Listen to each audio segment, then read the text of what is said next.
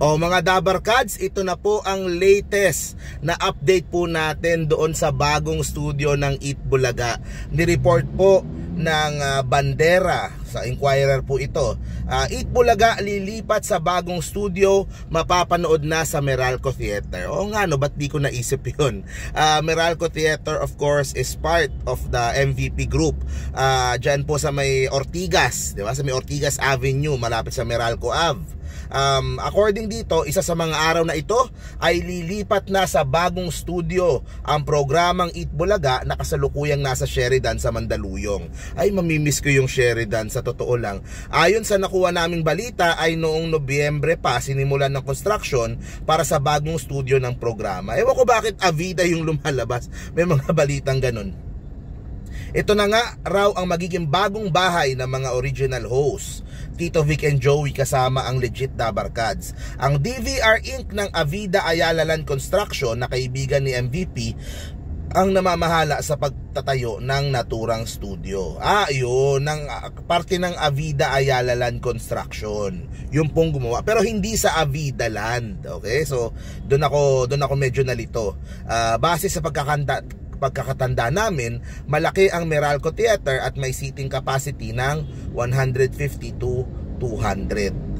Okay? Para ring Broadway Centrum ang itsura nito, pero since under construction nga ito, baka moderno na ang pinagagawang studio ni MVP. Magiging accessible pa rin naman ito sa lahat ng gustong manood dahil maraming sasakyan mula Antipolo, Pasig, Cubao, Makati, Manila, Caloocan at iba pa. Samantala, may nakuha rin kaming chika na kahit consultant ng tape si Mr. Tuviera ay mananatili pa rin itong nakasuporta sa Tito Vic and Joey dahil pamilya ang turingan nito sa mahabang panahon. So yun po, nga naman, hindi ko naisip kaagad yung posibilidad na yun na nasa Meralco Theater nga naman pala yung bagong studio ng Eat Bulaga. Nandun gawa na yung nakapanood na ako ng mga events dyan alam ko may mga award show dyan. Alam ko more than 200 yun, mas malaki yung capacity niyan. Siguro pinapalaki nila ngayon para mas madaming audience yung makapanood. Pero at least ito sarili nila, sarili din ng MVP Group. So yun na yung papagamit.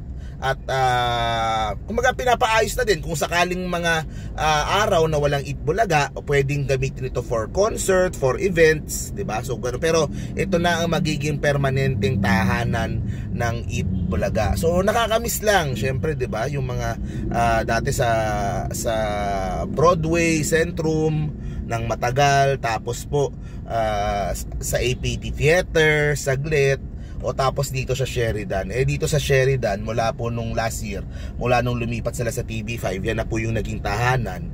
At ngayon po ay dito na sa Meralco Theater na sa Ortigas. So mga di nakakaalam, ito yung malapit sa right across Metro Walk, di ba? Yung malaking building ng Meralco.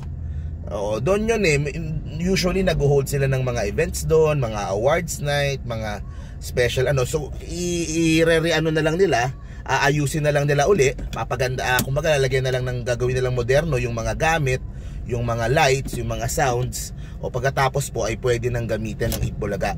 Ito kaya yung i-announce nila sa susunod na araw, so abangan po natin guys. Okay, so thank you very much po mga Dabarkads. Bye bye.